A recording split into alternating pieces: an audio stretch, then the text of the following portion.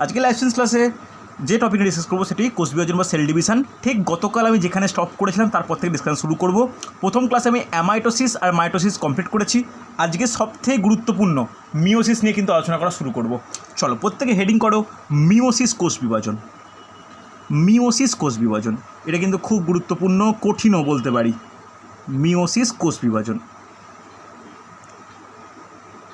দেখো প্রথমেই এই মিওসিস কোষ বিভাজনের সময় জেনে নেওয়া দরকার এই মিওসিস কোষ বিভাজন কাকে বলে, এর কী বিশেষ বৈশিষ্ট্য আছে যার জন্য এটাকে সবার থেকে বা বাকি দুটো বিভাজন থেকে আলাদা করা হচ্ছে। বলতে পারবে মিওসিস কোষ বিভাজন কাকে বলে? ভালো করে শোনো। যে কোষ বিভাজন পদ্ধতিতে কোনো জনিত্রী মাতৃকোষ দু দফায় বা দুটি বিশেষ পদ্ধতিতে বিভাজিত হয়ে অর্ধসংখ্যক ক্রোমোজোম বিশিষ্ট চারটি অপত্য কোষ সৃষ্টি করে তাকে কি বলা হয়? মিওসিস কোষ বিভাজন বলা হয়। তাহলে এর প্রথম দুটো ফিচার্স আছে। কী কী ফিচার্স?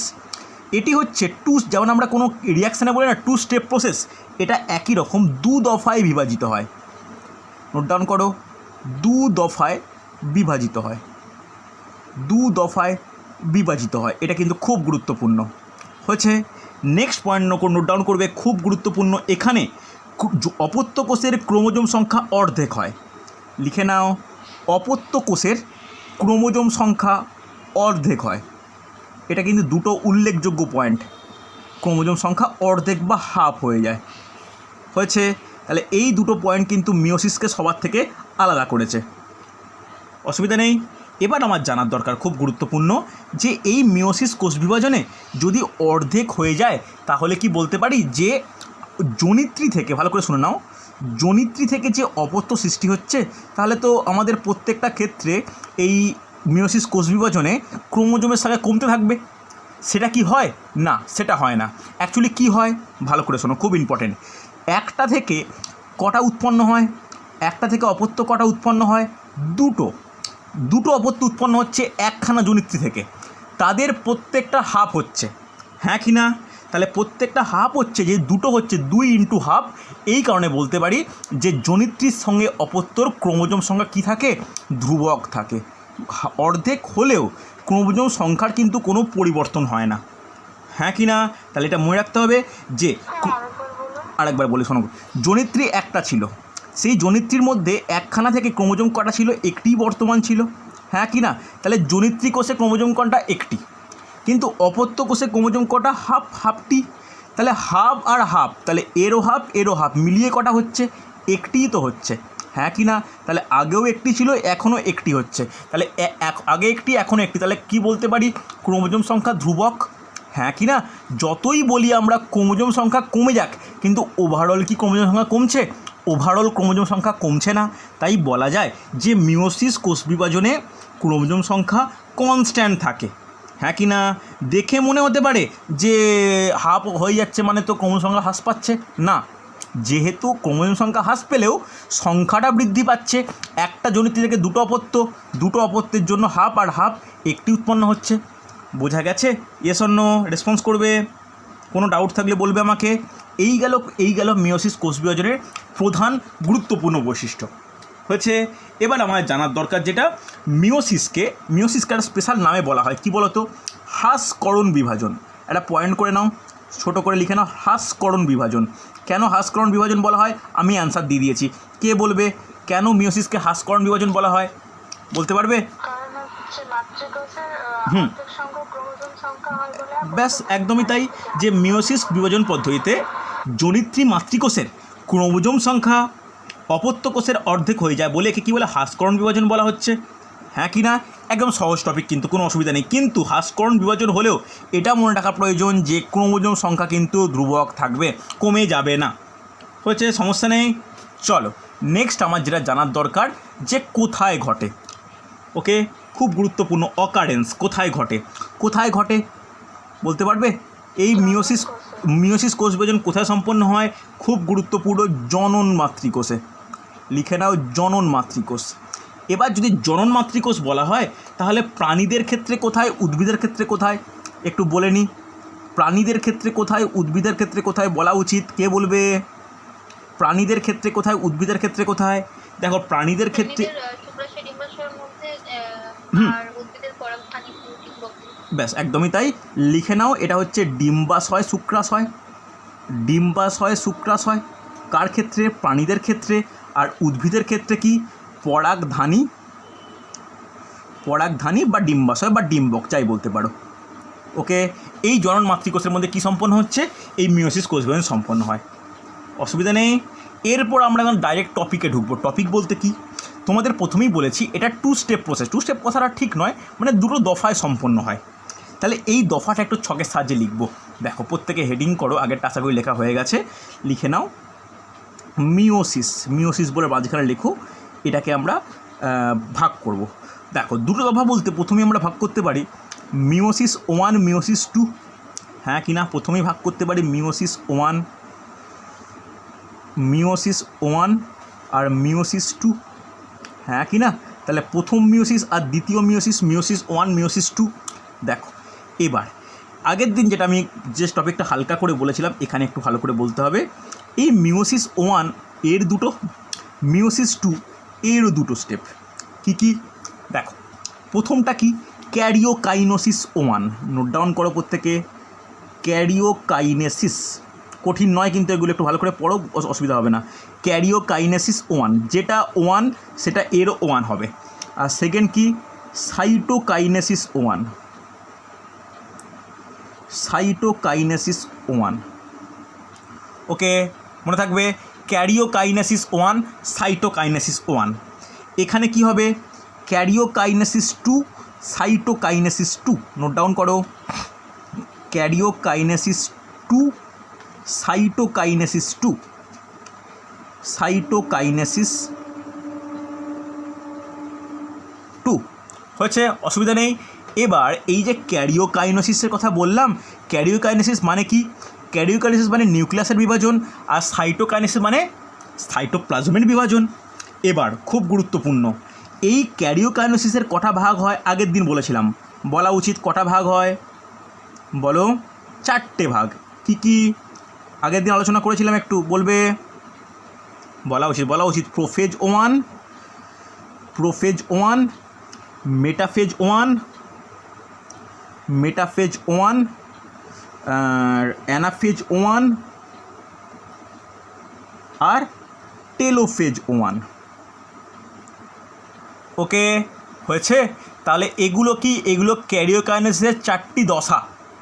এবার যেটা এই মিওসিসের জন্য গুরুত্বপূর্ণ, এই প্রোফেজ 1-এরও না 5টা উপদশা লক্ষ্য করা যায়, যেটা এই টপিকটাকে একটু কমপ্লিকেটেড করে তুলেছে। ওকে, আমাদের 5টা কিন্তু মনে রাখতে হবে পর পর। হয়েছে? কোনো সমস্যা নেই। এই 5টার নাম লিখে রাখো। ফার্স্টেরটা কি? লেপটোটিন, কঠিন লাগলেও পড়তে হবে। জাইগোটিন,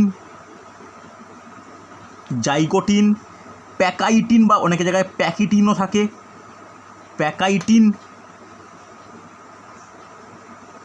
ডিপ্লোটিন, আর লাস্টেরটা কি? ডায়াকাইনেসিস। ওকে, অসুবিধা নেই। দেখো লিখতে পেরেছো প্রত্যেকে? তাহলে এটা কার? এইগুলো কি? এগুলো প্রত্যেকটা উপদশা। দেখো ভালো করে শোনো, ভালো করে বুঝে নাও। প্রোফেজ 1, মেটাফেজ 1, অ্যানাফেজ 1, টেলোফেজ 1, এগুলো কি? এগুলো প্রত্যেকটা দশা। প্রোফেজের আবার এই 5টা কি? উপদশা বর্তমান। হয়েছে? তাহলে ক্যারিওকাইনেসিস 2 এটাই কটা ভাগ করতে পারি?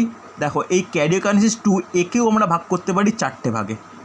একেও ভাগ করা যায় 4টে ভাগে, এতেও ভাগ করা যায় 4টে ভাগে। কী কী ভাগ?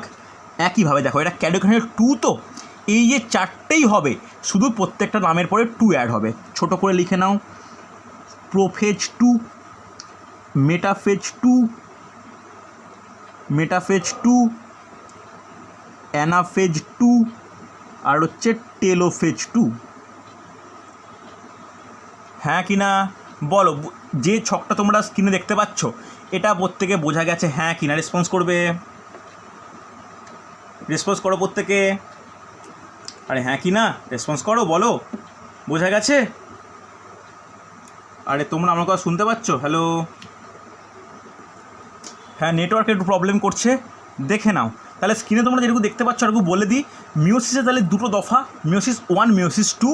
তার সঙ্গে মিওসিস 1কে আবার ক্যারিওকাইনেসিস 1, যেটাকে আমরা নিউক্লিয়াসের বিভাজন বলতে পারি, আর সাইটোকাইনেসিস 1, যেটাকে আমরা প্রথম মিওসিসের সাইটোপ্লাজম বিভাজন বলতে পারি। একইভাবে ক্যারিওকাইনেসিস 2, সাইটোকাইনেসিস 2। ক্যারিওকাইনেসিসের 4টে ভাগ আগের দিনই মাইটোসিসের মতোই, prophase, metaphase, anaphase, telophase. But karyokinesis 1-এর জন্য প্রোফেজ 1, মেটাফেজ 1, অ্যানাফেজ 1, টেলোফেজ 1। এবার প্রোফেজ 1টা কিন্তু খুব গুরুত্বপূর্ণ, আমি স্টার দিয়ে রাখছি, কারণ এর উপদশা লক্ষ্য করা যায় 5খানা: leptotene, zygotene, pachytene, diplotene, diakinesis. আর ক্যারিওকাইনেসিস দুটো একইভাবে। ক্যারিওকাইনেসিস 2 এর হচ্ছে প্রোফেজ 2, মেটাফেজ 2, অ্যানাফেজ 2, টেলোফেজ 2।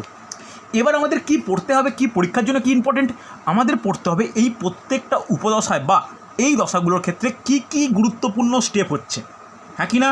চলো প্রত্যেকে হেডিং করো প্রথম মিওটিক বিভাজন। প্রত্যেকে হেডিং করবে প্রথম মিওটিক বিভাজন। প্রথম মিওটিক বিভাজন, এটা কিন্তু খুব গুরুত্বপূর্ণ। প্রথম মিওটিক বিভাজন। তাহলে প্রথম মিওটিক বিভাজন বলতে কি, আমরা যে মিওসিসের যে প্রথম ভাগ করেছিলাম, এই যে মিওসিসের ভাগের মধ্যে যে মিওসিস 1 যেটাকে বললাম, সেটাই কিন্তু প্রথম মিওসিস। তাহলে ওর মধ্যে ক্যারিওকাইনেসিস আর সাইটোকাইনেসিসকে আলাদা না করে আমি ডাইরেক্ট চলে যেতে পারি প্রোফেজ 1-এ। তাহলে প্রত্যেকে হেডিং করো প্রোফেজ 1। তাহলে আগের ক্ষেত্রে আমি বলেছিলাম যখন গতকালের ক্লাসে, প্রোফেজ কি সবচেয়ে দীর্ঘস্থায়ী দশা, হ্যাঁ কি না? সবথেকে দীর্ঘস্থায়ী দশা প্রোফেজ 1। এবার প্রোফেজ 1-এর 5টি কী হয়, 5টি উপদশা রয়েছে। 5টি উপদশা কিন্তু পর 1, 2, 3 পর করে কিন্তু নোট ডাউন করা প্রয়োজন। প্রথম কি, লেপ্টোটিন। ভালো করে নোট ডাউন করো লেপ্টোটিন। এই লেপ্টোটিনকে কিন্তু ইংলিশে লেপ্টোনিমাও বলা হয়। ওকে, ইংলিশ টার্মগুলো আমি বলে রাখছি, লেপ্টোটিন বা এটাকে লেপ্টোনিমাও কিন্তু আমরা বলতে পারি। এবার এই উপদশাগুলোতে কি কি কোষের পরিবর্তন লক্ষ্য করা যাচ্ছে বা কী কী ঘটছে, এটা কিন্তু আমাদের খুব গুরুত্বপূর্ণ হচ্ছে।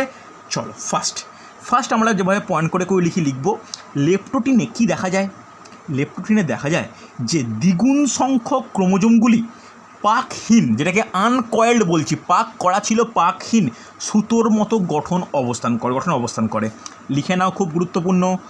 দ্বিগুণ সংখ্যক, দেখো প্রত্যেকটা পয়েন্ট একটু পড়ে নাও, অসুবিধা হবে না। দ্বিগুণ সংখ্যক ক্রোমোজোমগুলি পাকহীন গঠন হয়ে অবস্থান করে। পাকহীন লম্বা সুতোর ন্যায়, পাকহীন লম্বা সুতোর ন্যায় গঠন সৃষ্টি করে, হ্যাঁ কি না? বা গঠন সৃষ্টি করে বা গঠনে অবস্থান করে বলতে পারি। ওকে, দেখো কোনো অসুবিধা থাকলে, কোনো পয়েন্ট থাকলে কিন্তু আমাকে পরে যেগুলো জিজ্ঞাসা করে নিও, এগুলো বুঝে পড়া প্রয়োজন হচ্ছে। এরপরে নিউক্লিওলাস, যেটা নিউক্লিয়াসের গুরুত্বপূর্ণ, নিউক্লিওলাস ও নিউক্লিয় পর্দা সুস্পষ্টভাবে অবস্থিত। লিখে নাও নিউক্লিওলাস মানে আমরা জানি যে নিউক্লিয়াসের কেন্দ্র নিউক্লিওলাস ও নিউক্লিয় পর্দা সুস্পষ্টভাবে অবস্থিত বা সুস্পষ্টভাবে আমরা লক্ষ্য করতে পারি হচ্ছে।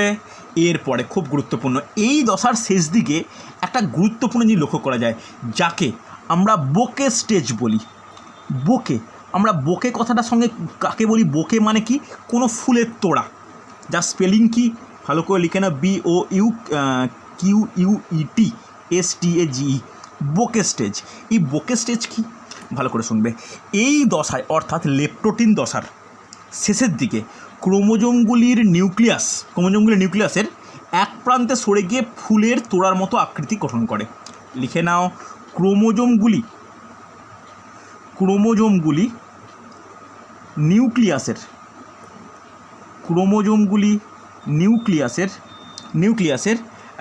এক প্রান্তে সরে গিয়ে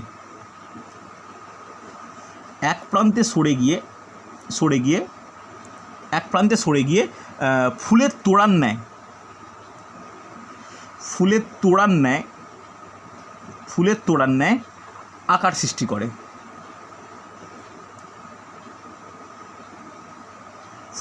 ন্যায় আকার সৃষ্টি করে। একেই কি বলা হয়? একেই বলা হয় বোকে স্টেজ। কোশ্চেন আসে, বোকে স্টেজ কোন উপদশাকে বলা হয়? কাকে বলা হয়? বলা হয় কিন্তু লেপ্টোটিনকে, হ্যাঁ কি না? এটা কিন্তু খুব ইম্পর্টেন্ট হচ্ছে। চল তাহলে লেপ্টোটিনের পরে কি 2 নম্বর নোট ডাউন করবে, জাইগোটিন। নোট ডাউন করো জাইগোটিন, ZYGOTENE, জাইগোটিন। এই জাইগোটিন কিন্তু খুব গুরুত্বপূর্ণ। চলো জাইগোটিন কি হয় ভালো করে শুনবে, এখানে সমস্ত পিতৃ ও মাতৃ ক্রোমোজোমদ্বয় জোড়ায় জোড়ায় অবস্থান করে। নোট ডাউন করে নিও যে ক্রোমোজোমগুলি জোড়ায় জোড়ায় অবস্থান করে। সমস্ত যেটাকে আমরা হোমোলোগাস বলা হয়, সমস্ত পিতৃ ও মাতৃ ক্রোমোজোমগুলি জোড়ায় জোড়ায় অবস্থান করে। ক্রোমোজোমগুলি জোড়ায় জোড়ায় অবস্থান করে, খুব গুরুত্বপূর্ণ অবস্থান করে। এই পয়েন্টগুলো একটু মাথায় রেখো, এই পয়েন্টগুলো কিন্তু খুব ইম্পর্টেন্ট, অবস্থান করে হচ্ছে। এরপরে যেটা জানা দরকার, যেটা এই যে সমস্ত প্রয়োজনগুলি যে জোড়ায় জোড়ায় একত্রিতভাবে অবস্থান করছে, এই জোট বাঁধার পদ্ধতি, একে কি বলা হয়? একে লিখে রাখো, এই জোট বাঁধার পদ্ধতিকে বা এই জোড়ায় অবস্থানের পদ্ধতিকে কি বলা হয়? এই জোড়ায় অবস্থানের পদ্ধতিকে বলা হয় সাইন্যাপসিস। এটা কিন্তু খুব গুরুত্বপূর্ণ, এটাকে বলা হয় সাইন্যাপসিস। ওকে, এই পদ্ধতিকে বলা হয় সাইন্যাপসিস। কোশ্চেন আসে, সাইন্যাপসিস কোন উপদশায় লক্ষ্য করা যায়? জাইগোটিন। ঠিক আছে, হ্যাঁ কি না? এবার এই যে জোট যে বাঁধা হয়ে গেছে, এই জোটবদ্ধ সমস্ত ক্রোমোজোমকে কী বলা হয়? এদেরকে বলা হয় বাইভ্যালেন্ট বা ডায়াড। লিখে রাখো, এই সব জোটবদ্ধ বা জোড় সৃষ্টিকারী, জোট বাঁধা, লিখে রাখো, এই সমস্ত জোড় বাঁধা সমস্ত ক্রোমোজোমগুলিকে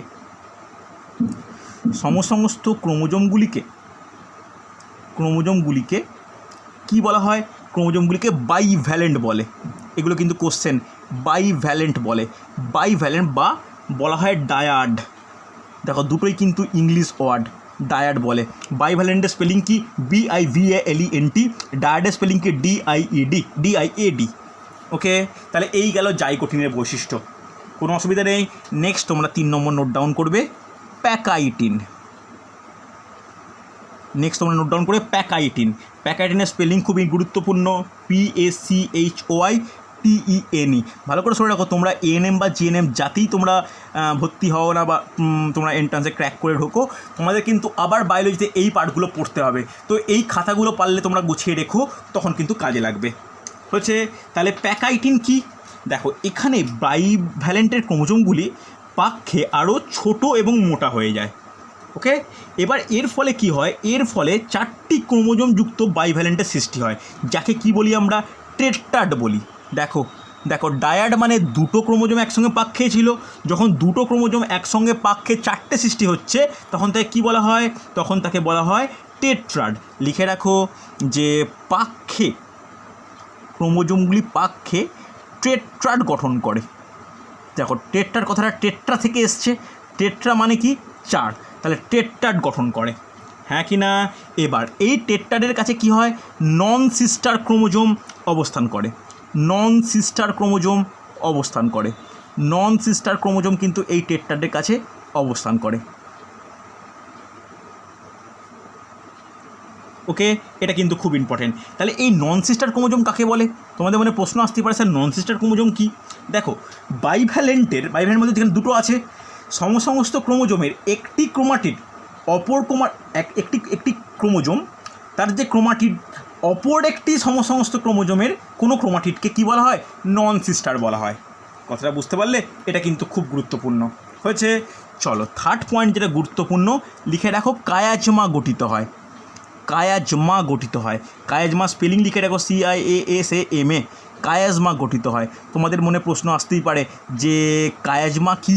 দেখো, কায়াজমা বলতে এটা একটা এক্স আকৃতি বিশিষ্ট অবস্থান, অর্থাৎ দুটো ক্রোমোজোমের যখন ক্রোমাটিডগুলো পরস্পর কাছাকাছি আসে, তখন দেখতে অনেকটা এক্স আকৃতি বিশিষ্ট হয়।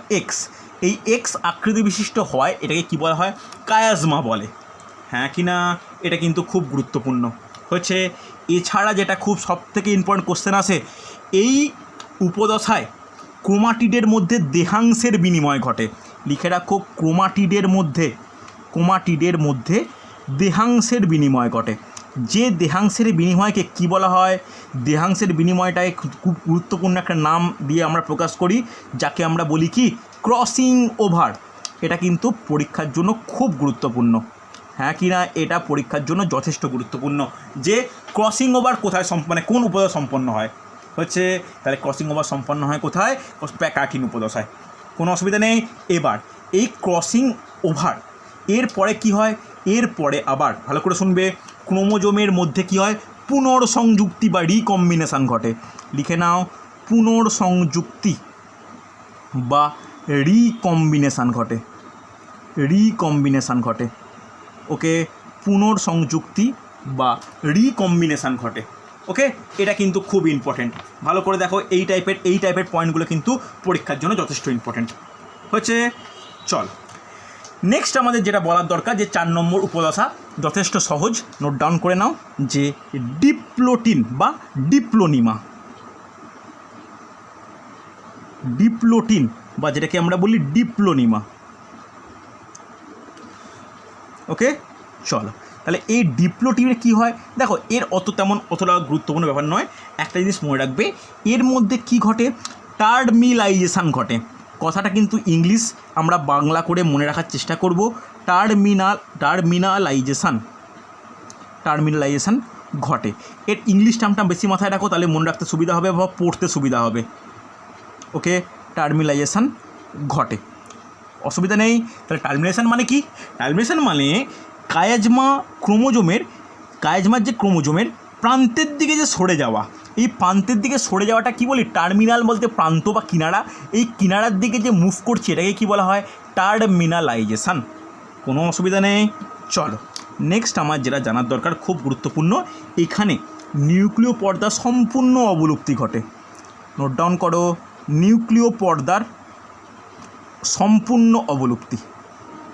ওকে, সম্পূর্ণ অবলুপ্তি, হ্যাঁ কি না, এটা কিন্তু যথেষ্ট গুরুত্বপূর্ণ হচ্ছে। তাহলে এই গেল হচ্ছে ডিপ্লোটিন। তাহলে ডিপ্লোটিনের পরের প্রোফেজ 1-এর ফার্স্ট স্টেপ কি, ডায়াকাইনেসিস। এটা কিন্তু খুব ইম্পর্টেন্ট। চলো নেক্সট হেডিং করো 5 নম্বর, ডায়াকাইনেসিস। দেখো ডায়াকাইনেসিস নেক্সট পয়েন্ট 5 নম্বর দিয়ে নোট ডাউন করো, ডায়াকাইনেসিস। তাহলে দেখো ডায়াকাইনেসিসে কী হয়, দেখো ডায়াকাইনেসিসে দেখা যাচ্ছে এটা হচ্ছে প্রথম প্রোফেজের শেষ উপদশা। এখানে কী হয়, হোমোলোগাস ক্রোমোজোমগুলি আকারে ছোট হয়, টার্মিনালাইজেশনের গতি খুব বৃদ্ধি পায়, দু প্রান্তে সরে যাচ্ছে। দু প্রান্তে সরে যাওয়ার পরে কি হচ্ছে, যে নিউক্লিয় পর্দা ও নিউক্লিয়াস সম্পূর্ণ অবলুপ্তি ঘটে এবং কি বলতে পারি, বেম গঠন শুরু হয়। ওকে, নোট ডাউন করো, বেম গঠন শুরু হয় হচ্ছে। এই পয়েন্ট কিন্তু খুব ইম্পর্টেন্ট, যে বেম গঠন শুরু হচ্ছে কোথায়, এই ডায়াকাইনেসিসে হচ্ছে। এটা কিন্তু খুব ইম্পর্টেন্ট। দেখো তাহলে এই ডায়াকাইনেসিস কমপ্লিট হওয়ার মাধ্যমে আমরা কি বলতে পারি, যে চলো প্রোফেজ 1 মোটামুটি কমপ্লিট। তাহলে প্রোফেজ 1-এর পরের স্টেপ কী হবে, মেটাফেজ 1। দেখো এখনও কিন্তু মেটাফেজ 1 বাকি, অ্যানাফেজ 1 বাকি, টেলোফেজ 1 বাকি। এবার হচ্ছে মেটাফেজ 1, মানে এতক্ষণে আমাদের কী শেষ হলো, প্রোফেজ 1 কমপ্লিট হলো। এবার চলো মেটাফেজ 1। মেটাফেজ 1-এ কী ঘটে, দেখো মেটাফেজ 1-এ বেম গঠিত হয় এবং বাইভ্যালেন্টগুলি বেমের বিষুব অঞ্চলে অবস্থান করে। দেখো সেম একইভাবে লোড ডাউন করে নাও, বেম গঠন হয়, ঠিক আগের পয়েন্টের মতো বেম গঠন হয়। আর বেম গঠনের পরে যেটা গুরুত্বপূর্ণ, নোট ডাউন করে নাও, যে বাইভ্যালেন্টগুলি বেমের বিষুব অঞ্চলে অবস্থান করে। বাইভ্যালেন্ট বা ডায়াডগুলি, নোট ডাউন করে নাও, বাইভ্যালেন্ট বা ডায়াডগুলি বেমের বিষুব অঞ্চলে অবস্থান করে, বিষুব অঞ্চলে অবস্থান করে। ওকে, এই পয়েন্টটা কিন্তু ইম্পর্টেন্ট, বিষুব অঞ্চলে অবস্থান করে হচ্ছে। এই গেল হচ্ছে মেটাফেজ 1। পরপর নোট ডাউন করবো। তাহলে মেটাফেজ 1-এর পরের দশা কি, অ্যানাফেজ 1। দেখো এখনও কিন্তু মাইটোটিক 1-ই চলছে, নেক্সট হচ্ছে অ্যানাফেজ 1। দেখো আজকে রাত্রিবেলা তোমাদের নোটটা দেবো, কালকে আমি দিইনি, কেন শেষ হওয়ার পর দেওয়া উচিত, তোমরা একটু দেখে নেবে, তাহলে কিন্তু মানে কম্বিনেশানটা বুঝতে পেরে যাবে। অ্যানাফেজ 1 কী হয়, এগুলো বাইভ্যালেন্টের যে ক্রোমোজোম দ্বয় পরস্পর বিচ্ছিন্ন হয়ে বিপরীত মেরুর দিকে অগ্রসর করা শুরু করে। লিখে রাখো, বাইভ্যালেন্টের ক্রোমোজোম দ্বয় কী করে, বাইভ্যালেন্টের ক্রোমোজোম দ্বয় পরস্পর থেকে বিচ্ছিন্ন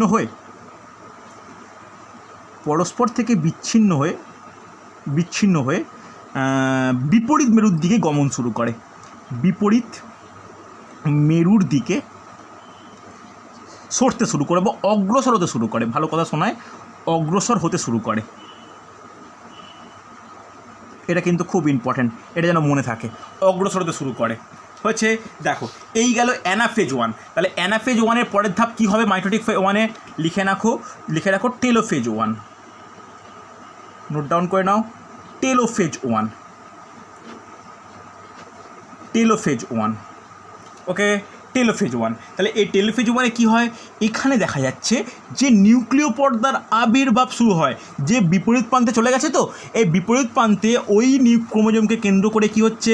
নিউক্লিয় পর্দার আবির্ভাব ঘটে। লিখে রাখো নিউক্লিয় পর্দার আবির্ভাব। হ্যাঁ কি না? দেখো যেই নিউক্লিয় পর্দার আবির্ভাব ঘটে যাচ্ছে, তাহলে আমি বলতে পারি দুই প্রান্তে চলে গেছে। দুই প্রান্তে বিপরীত মেরুতে যে দুই প্রান্তে চলে গেছে, সেখানে তাকে সেই ক্রোমোজোমকে ঘিরে নিউক্লিয় পর্দার সৃষ্টি হচ্ছে। তাহলে বলতে পারি দুটো অর্ধসংখ্যক, মানে দুটো কিন্তু অর্ধসংখ্যক ক্রোমোজোম বিশিষ্ট অপত্য নিউক্লিয়াস সৃষ্টি হচ্ছে। লিখে এটা কিন্তু খুব গুরুত্বপূর্ণ।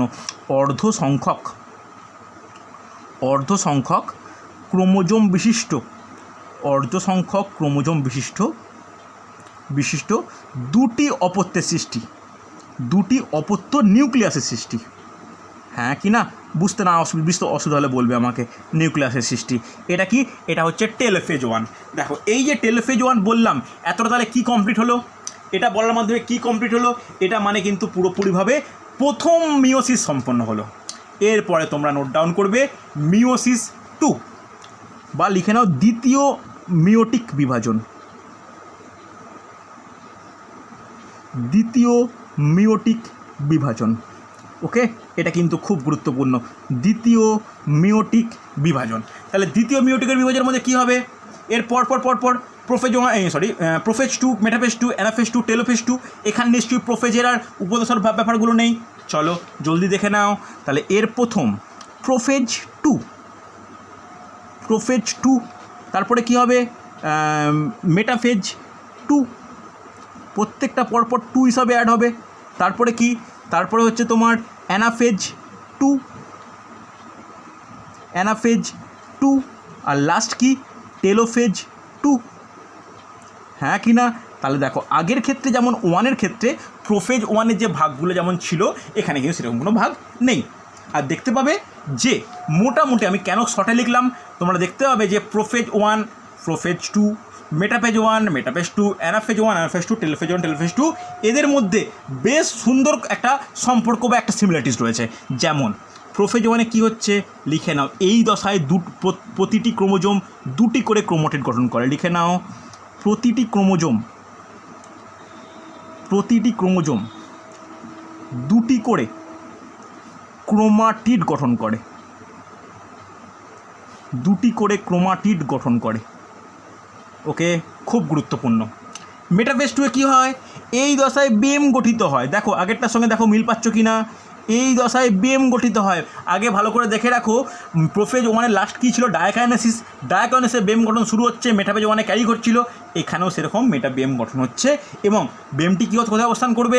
বিষুব অঞ্চলে অবস্থান করবে, বিষুব অঞ্চলে অবস্থান করবে। ওকে, অ্যানাফেজ 2-এ কী হয়? অ্যানাফেজ 2-এ কী হয়? অপত্য ক্রোমোজোম গঠিত হয়।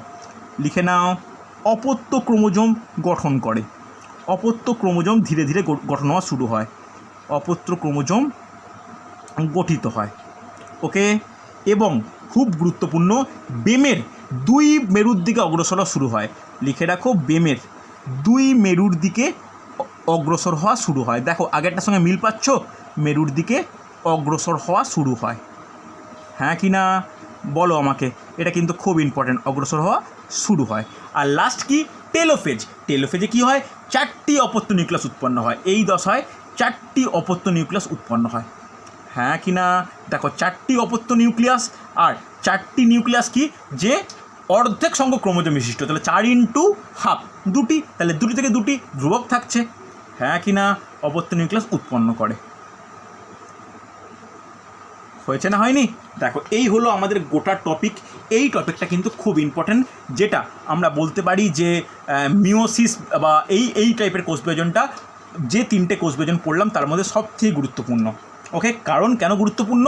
এখানে দুটো স্টেপ আছে, একটা প্রথম মিওটিক বিভাজন আর একটা দ্বিতীয় মিওটিক বিভাজন। সমস্যা নেই কিছু।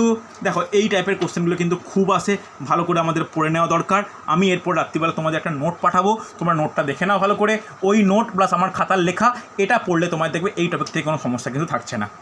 ঠিক আছে, চলো নেক্সট ক্লাসে আমি ফিজিক্যাল সায়েন্সের আলো স্টার্ট করবো। লাইট কিন্তু খুব গুরুত্বপূর্ণ চ্যাপ্টার, লাইট থেকে কিন্তু প্রচুর কোশ্চেন আসে। হচ্ছে, চলো তাহলে আজকে এতটুকুই।